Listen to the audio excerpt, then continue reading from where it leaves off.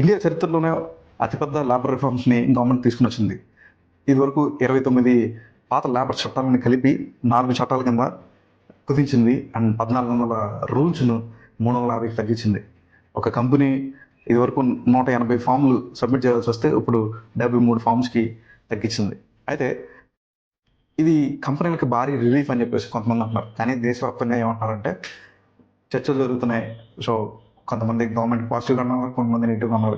కానీ పాత చట్టాలు కేవలం వర్కర్స్కి హెల్ప్ చేయడానికి మాత్రమే రిఫార్మ్ చేస్తున్నాం అని చెప్పేసి వాళ్ళు అంటారు. Social security, minimum wage, gender neutrality ఇవన్నీ కూడా కార్మికులకు మంచి చేస్తాయి అని చెప్పేసి అని అంటున్నారు. కానీ యూనియన్లు మాత్రం 2 మేజర్ ప్రాబ్లమ్స్ని మేము ఎదుర్కొంటాము అని చెప్పేసి వాళ్ళు అంటున్నారు. సో ఫస్ట్ ప్రాబ్లం ఏంటి అని అంటే, ఇప్పుడు 100 మంది ఫ్యాక్టరీలో ఉన్న ఉద్యోగులను తీసేయాలంటే ప్రభుత్వానికి చెప్పక్కర్లేదు.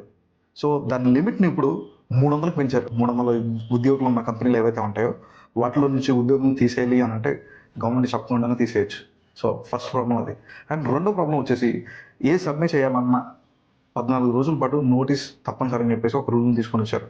ఇదివరకు ఓన్లీ గవర్నమెంట్ ఆర్గనైజేషన్స్ మాత్రమే 14 రోజుల ముందు చెప్పాలి. కానీ ఇప్పుడు ప్రైవేట్ కంపెనీలు కూడా చెప్పాలి. కొంతమంది ఆర్థిక నిపుణులు ఏమంటున్నారు అంటే, ఇది ఇండియాని ఇప్పుడు చైనా ఎలా అయితే ఒక పెద్ద మ్యానుఫ్యాక్చరింగ్ హబ్ ఎలా అయితే తయారైందో ఇండియా కూడా అలా తయారు చేయాలనే ఉద్దేశంతోనే గవర్నమెంట్ ఈ చట్టాలను తీసుకొని వచ్చింది అని చెప్పేసి చెప్తున్నారు. ఇంకొంతమంది మాత్రం ఇప్పుడు ఉద్యోగులు తగ్గిపోతున్నారు. సో ఈ కాలంలో కార్మికుల హక్కుల్ని బలహీనపరచడం ప్రమాదకరం అని చెప్పేసి చెప్తున్నారు అనమాట. సో లేబర్స్ కోడ్ మీద స్పష్టమైన ప్రభావం ఇంకొన్ని నెలల తర్వాత మాత్రమే మనకి తెలుస్తుంది. కాబట్టి అప్పటి వరకు వెయిట్ చేసి చూద్దాం. సో సబ్స్క్రైబ్ చేసుకోండి. Destiny communications signing off.